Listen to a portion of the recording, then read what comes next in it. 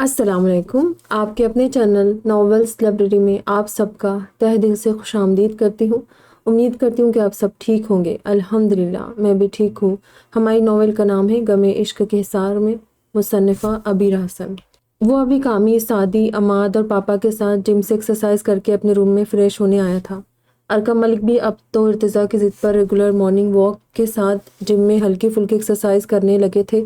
ارتضیٰ کی باپ کو ہدایت تھی، تبھی وہ پابندی سے اس پر عمل پیرا ہو چکے تھے۔ دادا جان اور پھوپھا جان صبح ہی اپنے کسی جانے والے سے ملنے گئے تھے اور گھر کی عورتیں کچن مصروف تھیں۔ یہ ایک دلکش سی صبح کا منظر تھا۔ موسم بےحد خوبصورت ہو رہا تھا۔ تبھی جم سے واپسی پر ازراق نے اندر اپنے روم میں آتے ہی فریش ایئر کے لیے روم کی بالکنی کا دروازہ کھولا تھا اور باہر کا موسم دیکھ کر خود بالکنی میں چلا آیا تھا۔ اس نے بالکنی میں اپنی پسندیدہ پھولوں کے پلانٹس لگائے ہوئے تھے جن کی دیکھ بھال وہ خود ہی کیا کرتا تھا۔ اب بھی جھک کر اپنے پلانٹس کو دیکھنے لگا تھا کہ تبھی ایک خوبصورت باریک سی سریلی آواز اس کے کانوں میں پڑی تھی۔ پنچھی بنوں اڑتی پھروں مست گگن میں، آج میں آزاد ہوں دنیا کے چمن میں۔ وہ آنکھیں موندے گاتی ہوئی لان میں موجود لوہے کی زنجیروں والے جھولے پر بیٹھی بنا آس پاس کے ماحول پر دھیان دیے چاروں طرف اپنی آواز کا جادو جگا رہی تھی۔ اوف، یہ لڑکی! بالکنی کے گرل کے پاس پنجوں کے بل بیٹھے ازراق نے اسے گھور کر دیکھا تھا۔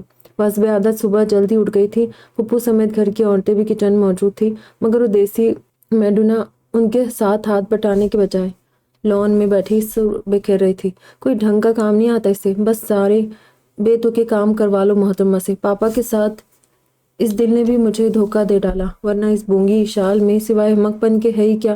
شال کو سر سے پاؤں تک دیکھتے ہوئے سوچنے لگا تھا، مگر اس کے دل نے فوراً شدت سے اس بات پر احتجاج کیا تھا۔ تبھی گہری نگاہوں سے دبلی پتلی نازک سی شال کو دیکھنے لگا۔ بلا شبہ وہ حسین نہیں، حسین ترین تھی۔ اس وقت بھی اس کا حسن دور سے ہی لشکارے مارا تھا۔ پرپل شفون کی وائٹ پرنٹڈ فل سلیوز شرٹ پر پرپل چوڑی دار اور پرپل وائٹ پرنٹڈ شفون کا دوپٹہ گلے میں ڈالے دنیا مافیا سے بے نیاز مزے سے جھولے پر بیٹھی چول رہی تھی۔ لمبی سی کالی چوٹی دائیں کندھے سے ہوتی ہوئی اس کے پیٹ سے بھی نیچے تک جھول رہی تھی۔ بالوں سے نکلتی آوارہ لٹیں اس کے ملیحی سرخ و سفید کھڑے کھڑے نقوش والے چہرے کے طرف بکھری ہوا کے دوش پر لہرا رہی تھی۔ ازراق دادا جان کی زبانی پہلے ہی جان چکا تھا کہ اس کی دادی کا بیک گراؤنڈ کیا تھا، اور دادا جان نے ہی ایک دن باتوں باتوں میں سے یہ بھی بتایا تھا کہ شال شکل و صورت میں اپنی دادی جیسی تھی، یعنی وہ بے حد حسین تھی۔ اس کا حسن سادگی، بناوٹ اور مصنوعی آرائشوں سے پاک تھا۔ اس پر کم عمری کا بانگ پن مزید دوسروں کو اس کی طرف کھینچتا تھا۔ ایسے ہی تو ازراق ملک کا دل یوں اچانک اسے دغا بازی کر کے اشار کا نہیں ہوا تھا، تھی ہی ایسی کہ اسے کوئی بھی دیکھتا تو پل میں اس کا عاشق ہو جاتا۔ رہے نہ رہے ہم، مہکا کریں گے بن کے کلی بن کے ہوا باغ کی وفا میں۔ رہے نہ رہے ہم، جب ہم نہ ہوں گے تب ہماری خاک پہ تم رکو گے۔ چلتے چلتے اشکوں سے بھیگی چاندنی میں ایک صدا سی سنو گے۔ چلتے چلتے وہیں پہ کہیں ہم تم سے ملیں گے، بن کے کلی بن کے صبا باغ وفا میں۔ رہے نہ رہے ہم۔ اشال کے خیالوں میں کھویا ازراق اچانک اس کی آواز پر چونک کر ہوش میں آیا تھا۔ ڈولے سے اتر کر لان میں لگے مہکتے پھولوں کو چنتے ہوئے دوسرا گانا گنگنا رہی تھی۔ نانا جان جیسے بندے کی نوازی اور پھوپھا جان جیسے شخص کی بیٹی ہو کر اس لڑکی کی زبان پر ہر وقت گانے رہتے، کبھی چپ ہی نہیں ہوتی۔ نہ جانے سے اپنے نانا نانی کی پیدائش سے بھی پہلے کے سانگز کیسے یاد ہو جاتے۔ تعصب سے نفی میں سر ہلا کر سوچتا اپنی جگہ سے اٹھا تھا اور اشال پر ایک آخری بھرپور نگاہ ڈالتا بالکنی سے نکل کر اندر نہانے چلا گیا۔ پھر نہا دھو کر نکسک سے تیار ہوتا نیچے ڈائننگ روم میں چلا آیا تھا۔ مما جان بھائی نہیں ہے تو آج ناشتے میں آپ نے ہمیں سوکھے بریڈ کھانے کی سزا دے ڈالی۔ میں دیکھ رہا ہوں کہ بھائی کی واپسی کے بعد آپ دھیرے دھیرے میرے ساتھ دوسرے درجے کے شہریوں والا سلوک کرنے لگی ہیں۔ ازراق ٹیبل پر چائے کے ساتھ سیکے ہوئے ٹوسٹ رکھتی نور کو دیکھتے ہوئے کلس کر بولا۔ نور کچن سے ناشتے کی لوازمات لا کر ٹیبل پر رکھ رہی تھی۔ شہینہ شاید کچن میں حفصہ بیگم کے ساتھ تھی۔ دادا جان اور پھوپھا جان کے سوائے اشال اور عماد بھی ٹیبل پر نہیں تھے۔ ہاں ذر میرے بچے، اپنے پاپا کی طرح اب تم بھی ماں کی محبت پر شک کرنے لگے ہو۔ میں نے کب تم سے دوسرے درجے کے شہریوں جیسا سلوک کیا ہے؟ یہ بریڈ تمہارے پاپا کے لیے ہے، انہوں نے مانگے تھے، اور خبردار جو میرے ارتضیٰ سے جیلس ہوئے تو سچ مچ تمہیں ہفتہ بھر یہی سوکھی بریڈ کھلاؤں گی۔ نور نے بیٹے کو وضاحت دینے کے بعد دھمکایا بھی تھا۔ ازراق کے ساتھ ہی انہوں نے شوہر کو بھی بیچ میں گھسیٹ لیا۔ تبھی ملک صاحب نے شکایتی نظروں سے انہیں دیکھا تھا۔ نور کی نکھیوں سے شوہر کو دیکھ کر مسکراہٹ چھپاتی کچن میں چلی گئی، جبکہ ارقام اور اسعاد نور کی بات سن کر ہنسنے لگے تھے اور ازراق ماں کی دھمکی پر برا سا منہ بنانے لگا تھا۔ دیکھ رہے ہیں آپ والد محترم، آپ کے بیٹے کے آنے کے بعد ہماری ویلیو کیسے ڈاؤن ہوئی ہے۔ ایک وہ بھائی کی چمچی ہے جسے اپنے ارتضیٰ بھیا کے سامنے کوئی سمجھ ہی نہیں آتا۔ وہ ہم چاروں بھائیوں کو دھڑلے سے بھیانک اور کالا کہتی ہے، اور اب آپ کی زوجہ محترمہ بھی بڑے بیٹے کے لیے مجھے بے عزت کر رہی ہے۔ اسراق نے منہ بناتے باپ سے شکایت کی تھی۔ ارکم ملک نے بیٹے کی شکایت سن کر مصنوعی افسوس سے سر ہلایا تھا۔ زوجہ محترمہ کی تو کچھ کہو ہی مت، وہ تو تم سمیت تمہارے باپ کو بھی نہیں بخشتی۔ ویسے ہی واقعی نہایت افسوسناک بات ہے کہ زر کے ارتضاء کے آتے ہی تمہاری ویلیو خاصی ڈاؤن ہو گئی ہے، لیکن فکر مت کرو، میں تمہارے حق میں بہتری کی دعا کروں گا۔ ارکم ملک نے مسکراہٹ چھپاتے ہوئے بیٹے کو تسلی دی تھی۔ تبھی شہینہ سب کے لیے قیمے والے پراٹھے لے آئی تھی۔ تم لوگوں کے ساتھ میرے ہوتے ہوئے کون ناانصافی کرنے کی جرات کر سکتا ہے سر؟ فکر مت کرو، جب تک میں زندہ ہوں تم میں سے کسی کے ساتھ کوئی بھی فرق نہیں کیا جائے گا۔ تم سب میرے لیے ایک برابر ہو۔ میرے کسی بیٹے کو دوسرے پر فوقیت حاصل نہیں ہے، پھر بھلے ہی کوئی مجھے کتنا ہی غلط کیوں نہ سمجھے۔ شہینہ نے سنجیدگی سے کہا تھا اور اسراق کی پلیٹ میں پراٹھے اور دہی کی پیالی رکھ کر بنا کسی پر نظر ڈالے واپس چلی گئی تھی۔ اسراق نے چونک کر جاتی ہوئی ماں کی پشت کو دیکھا اور پھر وہ سوالیہ نظروں سے باپ کا چہرہ دیکھنے لگا۔ ارکم ملک شہینہ کی بات سن کر اچانک خاص سے سنجیدہ ہو گئے تھے۔ کچھ ہوا ہے کیا؟ امی جان غصے میں ہیں؟ اسراق نے باپ کو سوالیہ نظروں سے دیکھتے پوچھا، مگر ارکم ملک اسے جواب دیے بنا نفی میں سر ہلاتے ناشتہ کرنے لگے تھے۔ پھر وہ سب کو اللہ حافظ بول کر ارکام کے ساتھ آفس جانے کے لیے اٹھ گئے تھے۔ آج ارکام ان کے ساتھ آفس جوائن کرنے والا تھا۔ اسراق حیرت سے باپ کی خاموشی کو دیکھتا ہوا خود بھی ناشتہ کرنے لگا۔ بھائی میں بھی نکلتا ہوں اب، آپ ذرا عماد کو دیکھ لیجیے گا۔ عفا کے ہاسٹل جاتے ہی وہ اشال کے ساتھ کھیل تماشوں میں لگ گیا ہے۔ اب بھی باہر پچھلے لان کی طرف وہ اشال کو بائک چلانا سکھا رہا ہے۔ آج بھی اس کا یونیورسٹی سے چھٹی کا پورا ارادہ ہے۔ کتنی دیر سے وہی لگا ہوا ہے، میری تو سنتا نہیں ہے، پاپا کو بھی لاڈ چونچلے دکھا کر پٹا لیتا ہے۔ آپ ذرا اس کی خبر لے لیں، میں چلتا ہوں۔ اس ساتھ بڑے بھائی کو ایک ہاتھ کے ہلکے میں لیتے ہوئے اسراق سمیت ماؤں کو بھی اللہ حافظ کہتا باہر نکل گیا تھا، اور اسراق اس کی بات سن کر اسبات میں سر ہلاتے ہوئے چائے پینے لگا۔ اس کا دماغ ماں باپ کے درمیان چل رہی کشیدگی پر الجھ سا گیا تھا۔ اس نے اتنی عمر ہونے کے باوجود کبھی شہینہ کو ارکم ملک کے ساتھ ایسے سرد مہری برتتے نہیں دیکھا تھا۔ یقیناً ان دونوں کے بیچ کسی نہ کسی بات پر کوئی سیریس قسم کا جھگڑا ہوا تھا۔ اسراق سوچتا ہوا ناشتہ سے ہاتھ کھینچ کر کچن میں ماؤں کو اللہ حافظ کہتا ہوا واپس ڈائننگ روم سے اپنا لیپ ٹاپ کا بیگ اٹھاتے ہوئے آفس جانے لگا تھا، مگر پھر اسے اسعاد کی بات یاد آئی اور وہ بیگ واپس ٹیبل پر رکھتے ہوئے باہر چلا گیا۔ گھر کے بڑے سے گیٹ کو پار کر کے وہ پچھلی طرف والے لان کے آگے بنی روش پر چلا آیا تھا۔ پچھلے لان اور گھر کے درمیان ایک بڑی چوڑی سی پتھریلی روش تھی، جو گھر کے باہری روڈ والے دروازے سے شروع ہوتے ہوئے گھر کے چاروں طرف سے گھومتی ہوئی دوسری سائڈ سے دوبارہ باہری دروازے پر آ کر ختم ہوتی تھی۔ اسراق اسی روش پر چلتا ہوا پچھلی طرف پہنچا تھا، مگر عین اسی وقت اسے اپنے پیچھے عماد کی چیختی بوکھلائی آواز سنائی دی، اشال بریک لگاؤ، اشال بریک لگاؤ۔ عماد کی آواز سنتے ہی اسراق نے پلٹ کر پیچھے دیکھا تھا اور اس سے پہلے کہ سنبھلتا اسپیڈ سے اپنی طرف آتی بائک کا اگلا وہیل پوری قوت سے اسراق کی ٹانگوں پر لگا تھا اور کسی ربڑ کی بال کی طرح اچھل کر اسی پتھریلی روش پر خاصی دور جا گرا تھا۔ تبھی اشال نے اچانک بائک کو ٹرن کیا تھا اور وہ روش سے کچھ دور لان میں دائیں طرف لگے آم کے پیڑ سے بائک سمیت جا ٹکرائی۔ عماد بھاگتے ہوئے پہلے اشال کے پاس پہنچا تھا، مگر عماد کے اٹھانے سے پہلے خود سنبھل کر جلدی سے بائک سے اتر گئی تھی۔ عماد کو تسلی ہوئی تھی کہ اشال کو کہیں چوٹ نہیں لگی، تبھی وہ اس کا ہاتھ تھام کر تیزی سے اسراق کے پاس پہنچا تھا۔ اسراق بھی عماد اور اشال کے اپنے پاس آنے سے پہلے خود ہی ہاتھوں پر زور ڈالتا اٹھ کھڑا ہوا۔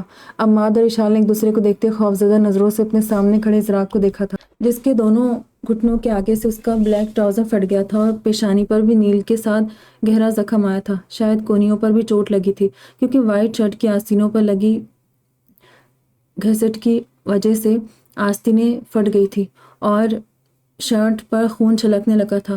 بڑے بھائی کو یوں زخمی حالت میں دیکھ کر عماد کی اپنی حالت خراب ہونے لگی تھی۔ اسے پتا تھا اب شامت وقیع اور اشال کے سر پر بھی مسٹر ماڈل کی خوف کی تلوار لٹکنے لگی تھی۔ بھائی آئی ایم سوری بھائی، وہ میں بس اشال میں ضد پر اس کو بائک چلانا سکھا رہا تھا، پلیز مجھے معاف کر دیں۔ دکھائیں کہاں لگی آپ کے چوٹ؟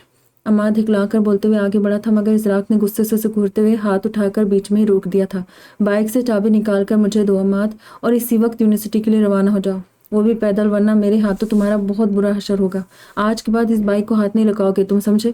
آج آنے دو پاپا کو، ان سے بھی میں بات کروں گا، اس نے عماد کو غصے سے دیکھتے کہا، جبکہ بھائی کی سنجیدہ ڈانٹ اور دھمکی کو سن کر عماد کا منہ لٹک گیا تھا۔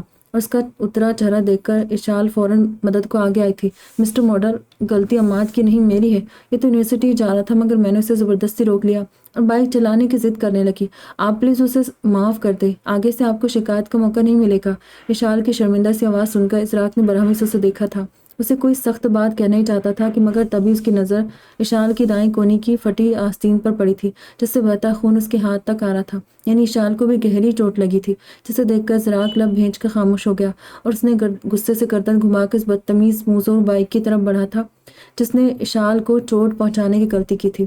پھر وہ اشال کو کوئی جواب دیے بنا غصے سے خود ہی بائک کے پاس گیا تھا اور شرمبار نظروں سے بائک کو گھورتے اس نے ایک زوردار کک بائک کو ماری۔ پہلے سے ہی مجروح بائک اس کی کک کھا کر ذرا سا مچلی تھی اور خفگی کے طور پر اپنی جگہ سے کھسک کر دور ہو گئی تھی۔ اشراق آگے بڑھ کر بائک کی چابی نکالنے کے بعد دوبارہ پلٹ کر عماد اور اشال کے پاس چلایا تھا۔ اب سے 5 منٹ کے بعد تم مجھے گھر میں نظر مت آنا عماد، شرافت سے یونیورسٹی کے نکلو، اور تم مس اشال ذوالفقار شاہ اندر جا کر اپنی حالت درست کرو ورنہ مجھے ابھی کے ابھی پھپھو کو سب کچھ بتانا پڑے گا۔ یاد رکھنا تمہارے سپورٹر بھی اس وقت یہاں نہیں ہے جو تمہیں پھپھو کے عذاب سے بچا سکے۔ ان دونوں کو گھورتا ہوا پلٹ کر گھر کے اندر چلا گیا۔ عماد روحاں سے انداز میں اپنے پاس کھڑی اشال کو دیکھنے لگا۔ میری بائک ایک تو پہلے ہی زخمی ہو گئی، اوپر سے اسے ہاتھ لگانے پر بھی پابندی لگ گئی، اب میں اس کے بنا کیسے رہوں گا؟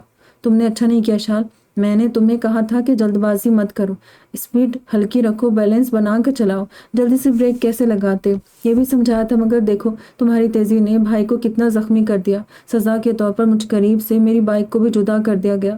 اب بھائی مجھے بائک کے سوا گھر کی ساری گاڑی کو بھی ہاتھ لگانے نہیں دیں گے اور مجھے یونیورسٹی پہ پیدل یا بسوں کے دھکے کھاتے جانا پڑے گا۔ عماد افسوس سے بولتا ہوا اپنی گری ہوئی بائک کے پاس گیا تھا اور اسے سیدھا کر کے کھڑا کرتے ہوئے وہ گھسیٹتا ہوا گیراج کی طرف بڑھا، جبکہ اشال بھی منہ لٹکائے اپنی کونی سے اٹھتی درد کی ٹیسوں کو دباتی ہوئی پچھلے والے دروازے سے اندر کی طرف بڑھ گئی تھی۔ اسے پچھلی طرف والے دروازے سے آنگن میں پہنچ کر پیچھے والی سائڈ اوپر جانے کے لیے بنی سیڑھیوں سے اپنے روم میں پہنچنا تھا تاکہ اماں کی نظروں میں آنے سے پہلے ہی وہ اپنا حلیہ درست کر لے۔ حالانکہ اسے پتا تھا کہ اس عظیم کارنامے پر اسے اماں سے ڈانٹ کے ساتھ مار بھی پڑ سکتی تھی، مگر ہو سکتا ہے کہ اس سے رات کو نانا جان مامور اور بابا کے سامنے چھڑا جاتا اور اس کی بچت ہو جاتی، ورنہ ابھی تو اگر اماں کو معلوم ہو جاتا تو بائک سے گرنے کی تکلیف سے زیادہ اماں کے ہاتھوں سب کے سامنے جوتے چپل کھا کر بے عزت ہونے کا غم اسے چلو بھر پانی میں ڈوبنے پر مجبور کر دیتا، اور وہ بھری جوانی میں ڈوب کر مرنا نہیں چاہتی تھی۔ تبھی دل ہی دل میں اماں کو مار سے بچنے کے لیے دعائیں کرتی ہوئی چپ چاپ اپنے روم میں چلی آئی تھی اور پھر اپنے کپڑے لے کر باتھ روم میں چلی گئی۔ اندر واش بیسن پر اپنی زخمی کونی کو دھونے کے بعد اس نے کپڑے بھی چینج کر لیے تھے، مگر دماغ کچھ دیر پہلے کے قصے میں الجھا ہوا تھا، ساتھ ہی عماد بیچارے کی بائک کی چابی چھن جانے کا دکھ بھی دل میں موجود تھا۔ چینج کرنے کے بعد باتھ روم سے باہر آ کر منہ لٹکائے اپنے بیڈ پر آ بیٹھی تھی کہ تبھی اس کے پاس بیڈ پر پڑا اماں کا فون بج اٹھا جو آج کل اس کے پاس ہی رہتا تھا۔ اشال نے پاس پڑے فون کو اٹھا کر دیکھا تھا، اسکرین پر افا کا نمبر جگمگا رہا تھا۔ افا ہاسٹل جانے سے پہلے اشال کا نمبر لے کے گئی تھی۔ اشال نے لپک کر افا کی کال پک کی۔ ہیلو افا، کیسی ہو تم؟ اشال نے چھوٹتے پوچھا تھا۔ کل ہی تمہارے سامنے واپسی کی ہے، اسی لیے اب تک ویسی ہوں جیسی کل شام تک تھی، یعنی الحمدللہ بالکل ٹھیک ٹھاک ہوں۔ تم بتاؤ کیا چل رہا ہے؟ افا نے چہکتے پوچھا۔ افا ایک گڑبڑ ہو گئی ہے، اشال نے منہ بنا کر کہتے پورا معاملہ افا کو کہہ سنایا، جسے سن کر افا ہنسنے لگی تھی۔ ہنسو مت، اب بتاؤ میں اماں کے جوتوں اور سب کی ڈانٹ سے کیسے بچوں اور عماد کی بائک کی چابی کیسے لوں؟ تم جانتی ہو میں کتنی ہی شرافت کا مظاہرہ کر لوں مگر مسٹر ماڈل کو میری شرافت ایک آنکھ نہیں بھاتی، ان کے ساتھ میرے تعلقات امریکہ اور افغانستان جیسے ہی رہتے، اور اب تو انہیں نہ جانے کیوں مجھ سے کرنٹ کے جھٹکے بھی لگنے لگے۔ اشال نے تعصب سے نفی میں سر ہلاتے ہوئے اسے کہا تھا۔ ہاں ہاں ہاں، اپنی اماں کی مار سے بچنے کے لیے تو تم ایک کام کرنا کہ نور خالہ اور شہینہ آنٹی کو اپنے ساتھ ملا لینا، تھوڑی بچت ہو جائے گی، مار کی بجائے بس ڈانٹ ہی پڑے گی۔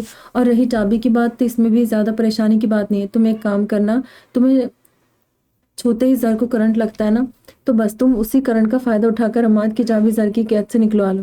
افا نے اشال کو مشورہ دیا تھا مگر وہ اسے خاک سمجھ نہیں آیا۔ کیا مطلب؟ اشال نے سوالی نظروں میں انداز میں پوچھا۔ مطلب؟ افا کھلکھلا کر ہنستے اشال کو مطلب سمجھانے لگی تھی، جسے اشال دھیان سے سننے لگی۔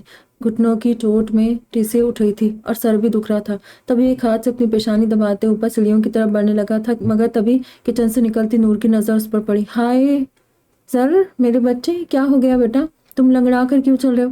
اور یہ چوٹ کیسے لگی تمہیں؟ ابھی تو اچھا بھلا گھر سے گئے تھے۔ تم بیٹھو، پہلے ادھر صوفے پر بیٹھو۔ آپ ہی حفصہ، آپ ہی باہر آئے، دیکھیں ذرا میرے بچے کے کتنی چوٹ آئی ہے۔ نور بوکھلاتی ہوئی زر کے پاس آئی تھی اور اس کی پیشانی ہاتھوں کو چھوتی ہوئی گھبرا کر کچن میں موجود حفصہ بیگم اور شہینہ کو آوازیں دینے لگی تھی۔ حفصہ اور شہینہ نور کی اونچی آوازیں سن کر خود بھی بوکھلاتی ہوئی باہر آ گئی۔ میں ٹھیک ہوں ماما جان، بس ذرا عماد کی بائک سے ٹکرا گیا۔ پریشان مت ہو، زیادہ چوٹ نہیں لگی۔ نور ازراق کی پیشانی سے نکلتا خون اپنی چادر کے پلوں سے صاف کرتی سخت بوکھلا رہی تھی، تبھی انہیں تسلی دیتا بولا۔ حفصہ اور شہینہ بھی تشویش سے اس کے ہاتھ اور گھٹنوں کی چوٹوں کو چھو کر دیکھنے لگی۔ کیا یہ عماد نے تمہیں ٹکر ماری ہے؟ کہاں ہے وہ بے غیرت اونٹ؟ نور نے غصے سے پوچھا۔ ماما جان یونیورسٹی چلا گیا ہے، پلیز اسے کچھ مت کہے گا، میں نے ویسے بھی اسے بنا بائک کے یونیورسٹی بھیجا ہے اور آگے بائک کو ہاتھ لگانے سے منع کر دیا ہے۔ ازراق نے اپنے گھٹنے کے زخم پر ہاتھ رکھتے بولا۔ اس کے الٹے پیر پر گھٹنے کے نیچے والی ہڈی پر بھی چوٹ آئی تھی۔ ایسے کیسے نہ کہوں، آج جانے تو ذرا، مار مار کر اس کی کھال اتیڑ دوں گی۔ باپ نے زیادہ ہی سر چڑھا رکھا ہے، میں نے تو پہلے کہا تھا کہ مت لے کر دے اسے یہ منحوس بائک، ورنہ دن رات راکٹ بنائے اسے اڑاتا پھرے گا، اور دیکھ لو آج تمہیں دے ماری ہے، کل کو باہر لوگوں کو مارتا پھرے گا۔ آج اس بائک کو میں نے بھی کباڑ میں نہ بکوایا تو نور نام نہیں میرا۔ آج جانے دو اس بدتمیز کو یونیورسٹی سے، پہلے خود کٹ لگاؤں گی، رات کو تمہارے باپ سے کہہ کر اس کا یہ راکٹ باہر پھینکواؤں گی۔ نور ازراق کی پیشانی صاف کرتے سخت بھبرے انداز بولی تھی، پھر اس کے لیے فرسٹ ایڈ باکس لینے چلی گئی۔ سر بیٹا ڈاکٹر کو بلا لے، گھر پر زیادہ درد تو نہیں ہے؟ شہینہ دھیرے دھیرے اس کی کونی پر ہاتھ پھیرتے پوچھنے لگی تھی۔ عماد پر غصہ انہیں بھی تھا، مگر وہ نور کی طرح فوراً بھڑکتی نہیں تھی۔ امی جان میں ٹھیک ہوں، ذرا سی چوٹیں ہیں بس، ٹھیک ہو جائے گی، آپ پریشان مت ہو، اور ماما جان کو بھی کہیں عماد سے کچھ نہ کہے، بچہ ہے، اس سے غلطی ہو گئی ہے، وہ مجھے جان بوجھ کر ٹکر تھوڑی مارے گا۔ ازراق نرمی سے بولا۔ شہینہ اس بات میں صحیح لانے لگی۔ سر بیٹا اشال بھی تو باہر جھولے پر بیٹھی تھی، کہاں ہے وہ؟ صبح سے نظر نہیں آئی، کیا عماد کے ساتھ وہ بھی شامل تھی؟ حفصہ بیگم کو اچانک جیسے کچھ یاد آیا تھا اور انہوں نے فوراً زر سے پوچھ لیا تھا۔ پھپھو اشال باہر نہیں تھی، شاید اپنے بیڈ روم میں ہوگی۔ اچانک زر کے منہ سے پھسلا تھا اور پھر وہ حیران رہ گیا تھا کہ اس نے پھپھو سے جھوٹ بولا تھا۔ وہ نہیں جانتا تھا کہ اس نے ایسا کیوں کیا، مگر پھپھو کے چہرے پر پھیلے اطمینان کو دیکھ کر اس کا دل بھی مطمئن ہو گیا تھا۔ اب اشال کو ان سے ڈانٹ نہیں پڑے گی۔ اس دوران نور فرسٹ ایڈ باکس لیے باہر چلی آئی تھی۔ ازراق کو فرسٹ ایڈ باکس دیکھتے ہی اس پاگل سی لڑکی کی چوٹ بھی یاد آئی تھی اور اس نے چپکے سے سب سے چھپ کر فرسٹ ایڈ باکس میں سے ایک سنی پلاس نکال کر اپنی شرٹ کی پاکٹ میں رکھ لیا تھا۔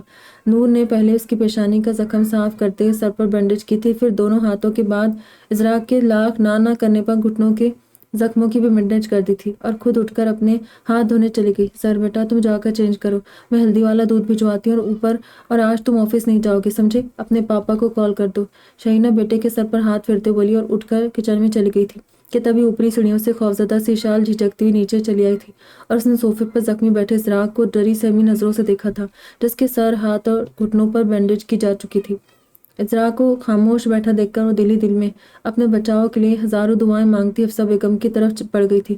اماں مشل بھابھی کی کال آئی ہے، یہ لے ان سے بات کر لے، ماں کے ہاتھ میں فون دیتے ہکلاتے ہوئے بولی۔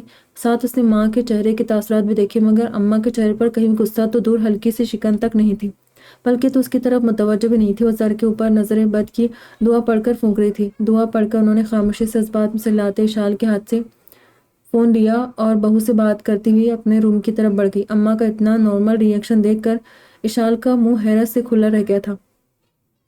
وہ تو نیچے اماں سمیت سب کی ڈانٹ سے بچنے کے لیے ہزاروں بہانے سوچ کر آئی تھی، مگر یہاں تو خاصا نارمل ماحول تھا، یعنی مسٹر ماڈل نے کسی کو کچھ نہیں بتایا۔ مسکرا کر سوچنے لگی، جبکہ ازراق اپنی حالت درست کرنے کے خیال سے اٹھ کھڑا ہوا تھا، مگر ساتھ ہی اس نے شکایتی نظروں سے سفید سوٹ پر ریڈ ملٹی کلر دوپٹے میں خوبصورت سرخ و سفید رنگت والی اس لاپرواہ حسینہ کو ضرور دیکھا تھا، جو اسے باہر بائک سے اڑا کر خود اس کی خیریت تک نہیں پوچھ رہی تھی، بلکہ اسے بینڈیج میں دیکھ کر بھی ایسے لاپرواہی کا مظاہرہ کر رہی تھی جیسے اس نے کچھ کیا ہی نہ ہو۔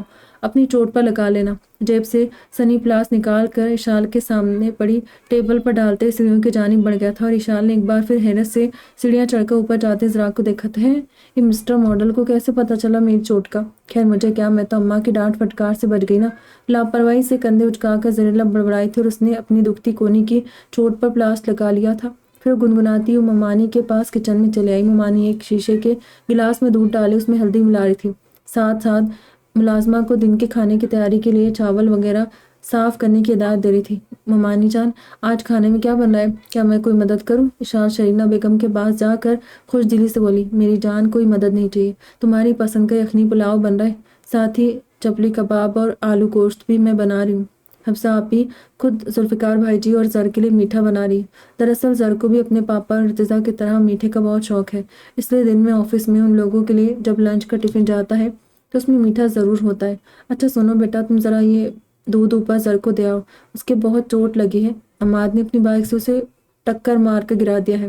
یہ عماد بہت شرارتی ہو گیا ہے، آنے دو آج اس کے کان کھینچوں گی۔ شرینہ نے دودھ کا گلاس اشال کے ہاتھ میں تھماتے قدرے غصے سے کہا، اور تب اشال کو اماں کے اتنے نارمل ری ایکشن کی وجہ سمجھ آئی، یعنی مسٹر ماڈل نے سب کے سامنے اس کا نہیں بلکہ معصوم عماد کا نام لیا تھا۔ اشال کو بے اختیار بیچارے عماد پر ترس آیا، جس کو پہلے صبح زر سے ڈانٹ پڑی اور اب دوبارہ سے بھی اس کی کلاس لگنے والی تھی۔ وہ افسوس سے عماد کو سب کی ڈانٹ سے بچانے کے لیے بہانے سوچنے لگی تھی۔ اس کھڑوس ماڈل سے بات کیا کروں؟ تھوڑا کڑوا ضرور ہے، مگر ہو سکتا ہے میری مدد کرتے۔ اب بھی تو مجھے بچا ہی لیا، میں تھوڑی ریکویسٹ کروں تو شاید عماد کو بھی بچا لے۔ پرسوچ انداز میں اپنے ہاتھ میں موجود گلاس کو دیکھتی ہوئی کچن سے باہر نکل گئی تھی اور دودھ کے گلاس کی چھوٹی سی ٹرے لے کر اوپر چلی آئی۔ عماد کے آنے سے پہلے مسٹر ماڈل کو کنونس کرنا اور ساتھ میں عماد کی بائک کی چابی بھی حاصل کرنی تھی، جو وہ ازراق سے بات کرنے سے پہلے چرا لینا چاہتی تھی۔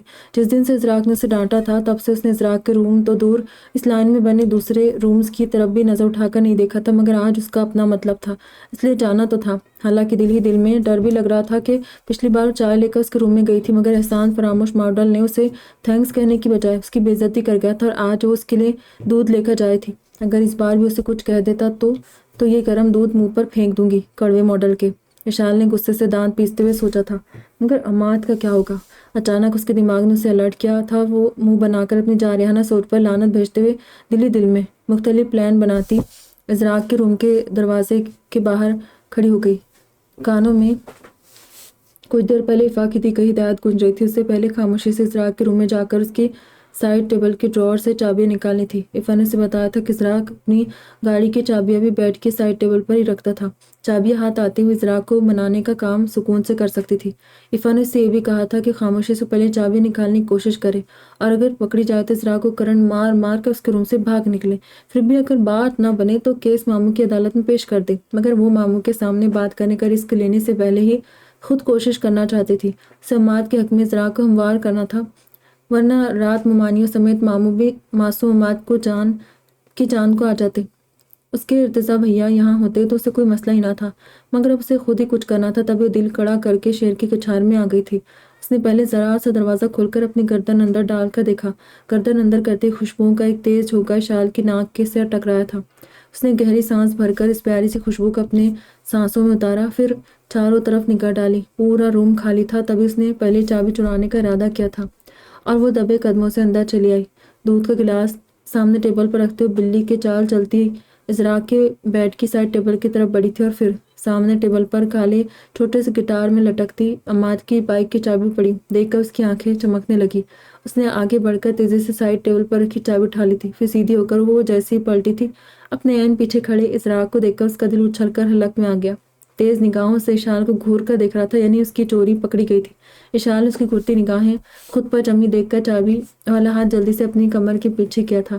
بات گئی بھاڑ میں، اس وقت اسے جلدی سے یہاں سے بھاگنا تھا، کیونکہ اس کڑوے ماڈل کے چہرے پر سجے تاثرات خاصے خطرناک تھے۔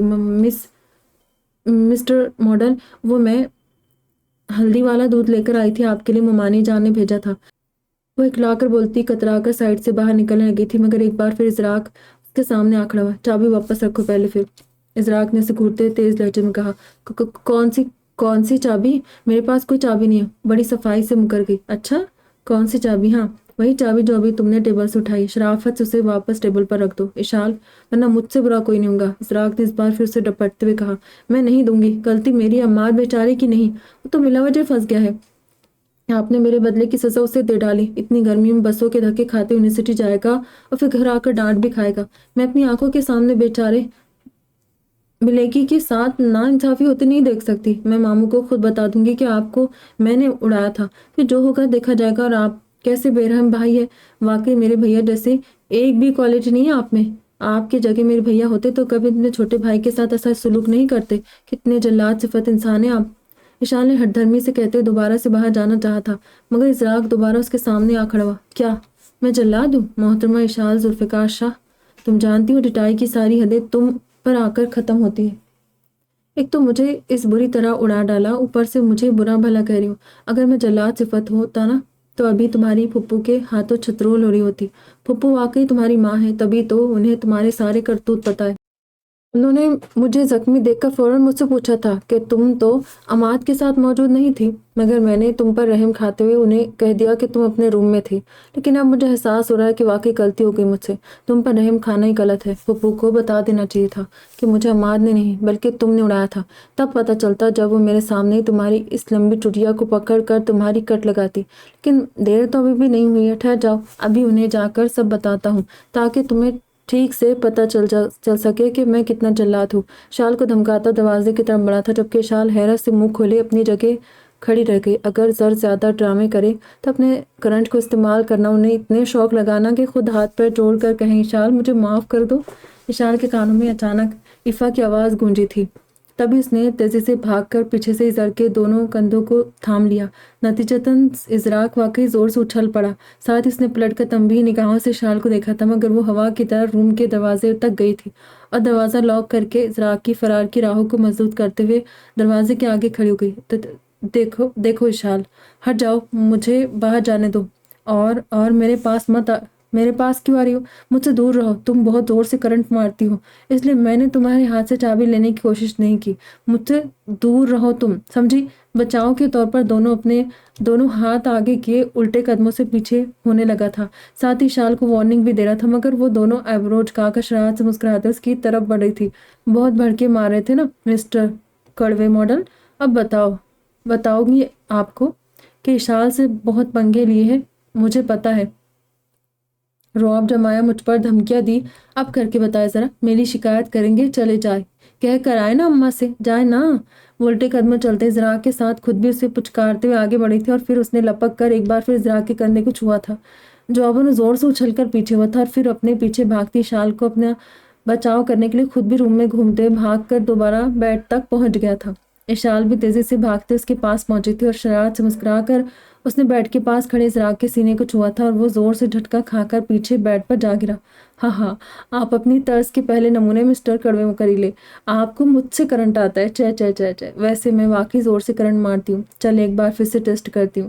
ہنستے اشال نے اس بار اس کی دائیں پسلی کو چھوا تھا، اور ازراق نے اچھل کر پیچھے ہوتے غصے سے اشال کو گھورا تھا، اور ساتھ اس نے اچانک اس قصے کو ختم کرنے کا فیصلہ کر لیا تھا کہ اپنا مذاق بنوانے سے بہتر تو اس بجلی کی تار سے دو ہاتھ کر لیتا، پھر چاہے اسے کتنا ہی کرنٹ کیوں نہ لگتا۔ تب اس نے غصے سے ناک پھلا کر اپنے سامنے کھڑی ہنستی ہوئی اشال کا ہاتھ پکڑ کر کھینچتے اسے اپنے اوپر گرایا تھا۔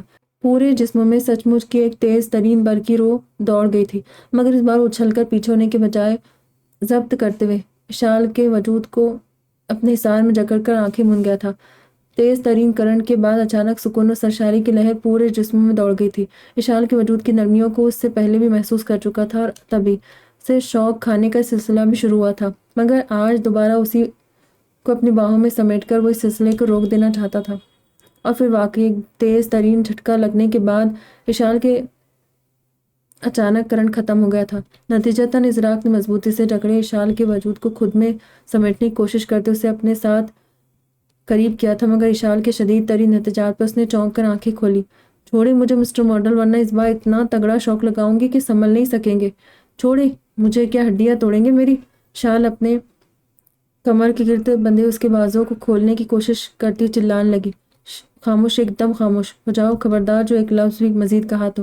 اپنی باہوں موجود اشال کو چھوڑتے کروٹ کے بل گھوم گیا تھا، اس کے گھومتے اس کے اوپر پڑی اشال بھی بیڈ پر جا گری، اور اس سے پہلے کہ اس کے پاس سے اٹھ کر باہر بھاگتی ہوئی روم سے باہر نکل جاتی، ازراق نے اس کے فرار کا ارادہ بھانپتے اس کے گرد اپنا بازو پھیلا کر اشال کو ایک بار پھر اپنے حصار میں لیا تھا۔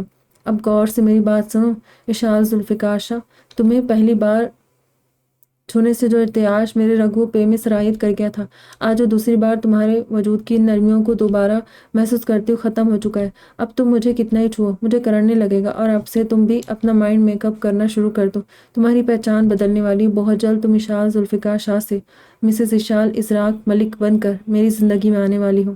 पापा ने पप्पू से तुम्हें मेरे लिए मांग लिया है। फूफा जान, पप्पू और तुम्हारे इर्तिज़ा भैया भी इस रिश्ते के लिए अपनी रजामंदी दे चुके हैं। तो मुझे जितने शौक लगने थे लग चुके, अब बारी तुम्हारी है। इज़राक ने शाल की हैरत से फैली गहरी काली आंखों में झांकते जो कुछ कहा था, शाल को वाकई शॉक्ड कर गया। मुस्तज़ाद ये कि इज़राक की खूबसूरत बोलती ब्राउन आंखों में चलती गुस्ताखियाँ शाल के दिल में बेहंगम शोर बर्पा कर चुकी थी। साकित सी पड़ी इज़राक की आंखों में देखे जाए थी कि अचानक इज़राक ने झुककर उसके दाएं गाल को छुआ था और इशाल का सकता टूट गया। जोर से उछलते हुए उसकी गिरफ्त से में मचल उठी। इज़राक ने मुस्कुराते उसके गिर्द फैला अपना बाजू हटा लिया था। इज़राक के हाथ हटाती वो सर पर दौड़ते दिल के साथ खुद भी भागती हुई दरवाजे तक पहुंची थी। शाल, चाबी तो लेती जाओ। इज़राक की शरारती आवाज़ सुनने के बावजूद भी वो दरवाजे का लॉक खोलकर बिना पीछे देखे रूम से बाहर निकल गई, जबकि इज़राक उसके यूं सर पर पैर रखकर भागने पर बेख्तियार हंसता चला गया। ज़ारून को हॉस्पिटल से डिस्चार्ज करवा चुका था। उसकी फ़्लाइट भी बुक हो गई थी, जो उसे इमरजेंसी में भी सुबह 10 बजे के वक्त मिली थी। उसका रात 2 बजे से सुबह 10 बजे तक का पूरा वक्त जैसे कांटों पर गुजरा था। उसे हफ्ता भर पहले अपने इन्फॉर्मर से, जो सारिम के साथ ही होता था, सारिम की मशकूक हरकतों की सुनगुन मिल गई थी। उसे पता चल गया था कि सारिम आजकल संजीदगी से किसी लड़की के चक्कर में पड़ चुका है, मगर उन दिनों वो अपने घर और बिजनेस के चक्करों में इस कदर उलझा हुआ था कि उसने संजीदगी से इस मामले में सारिम से कोई बास परस की ही नहीं। और फिर उसने ये सोचकर भी ज़्यादा ध्यान नहीं दिया कि सारिम एक जवान व खूबसूरत लड़का था। उसने इर्तिज़ा के साथ बहुत वक्त गुजारा। उससे पहले इर्तिज़ा ने उसे लड़कियों के चक्कर में पड़ते नहीं देखा था। तो अगर वो इस बार किसी लड़की में इंटरेस्टेड हो भी गया था तो अच्छा था कि वो उस लड़की के साथ घर बसाकर अपनी नई जिंदगी शुरू करता। इस मामले के सिवा कुछ ही दिन पहले इर्तिज़ा को सारिम से ये पता चल चुका था कि शानज़े पिंडी छोड़कर लाहौर आ बसी थी। इर्तिज़ा को शानज़े का अचानक पिंडी से लाहौर शिफ्टिंग के बारे में सुनकर हैरत भी हुई थी, मगर सारिम ने इर्तिज़ा से कहा था कि उसे शानज़े की पिंडी से ज़्यादा लाहौर में ज़रूरत थी। इत्तेफाकन खुद शानज़े के शौहर ने भी पिंडी छोड़ने का फैसला किया था। तो ऐसे में शानज़े का लाहौर शिफ्ट होना सारिम के हक में ही बेहतर साबित हुआ था। इर्तिज़ा भी इसकी बात से मुत्तफिक हो गया था और उसने सारिम से मज़ीद कुछ नहीं पूछा था। यह इर्तिज़ा की सारिम के मामले में दूसरी लापरवाही थी, इसलिए वो इस हफ्ता भर के दौरान बिल्कुल ही नहीं जान पाया कि सारिम जिस लड़की के पीछे इतने दिन से घूम रहा है वो कोई और नहीं बल्कि उसकी अलाया थी।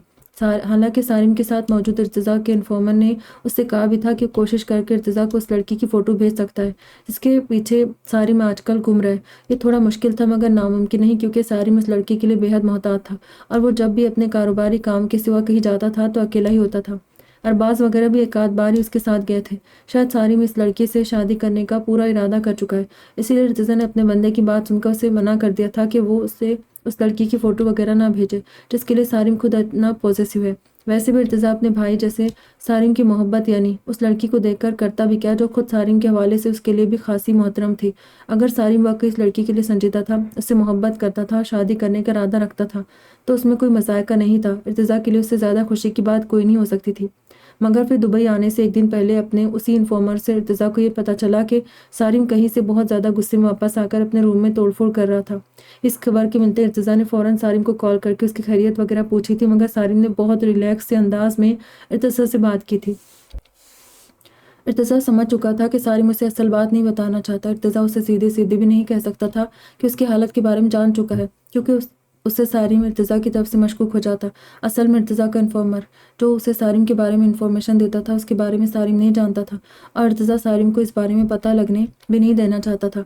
इसीलिए इर्तिज़ा ने सारिम से बात करके अपने इन्फॉर्मर से कह दिया था कि उस लड़की के मामले में सारिम पर कड़ी नज़र रखे। और फिर अगले ही दिन इर्तिज़ा को पता चला था कि शानज़े को सारिम ने न जाने क्यों अचानक लाहौर से गायब करवा दिया। इर्तिज़ा इस बात पर उलझ सा गया था कि सारिम को पहले तो शानज़े की लाहौर में ज़रूरत थी, मगर फिर उसने खुद ही उसे लाहौर से गायब कर दिया। इर्तिज़ा को अचानक सारिम की हरकतें मज़ीद मशकूक लगने लगी। तभी उसने कॉल करके अनजान बनते हुए शानज़े के हवाले से सारिम को एक काम सौंपा था, मगर जवाबन सारिम ने खुद ही इर्तिज़ा को बता दिया था कि उसने शानज़े को लाहौर से वापस भेज दिया है, क्योंकि शानज़े यहाँ एक रिहायशी इलाके में रहकर उनके लिए काम कर रही थी। मगर इलाके के लोग उसकी मशकूक सरगर्मियों को देखकर उसके खिलाफ पुलिस में रिपोर्ट करने वाले थे, इसीलिए सारिम को उसे वहाँ से भगाना पड़ा।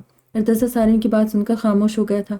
उसने ना तो सारिम से उस रिहायशी इलाके का नाम पूछा जहाँ शानज़े रहती थी और ना ही उसने ये पूछा कि उसने दोबारा शानज़े को कहाँ शिफ्ट किया है।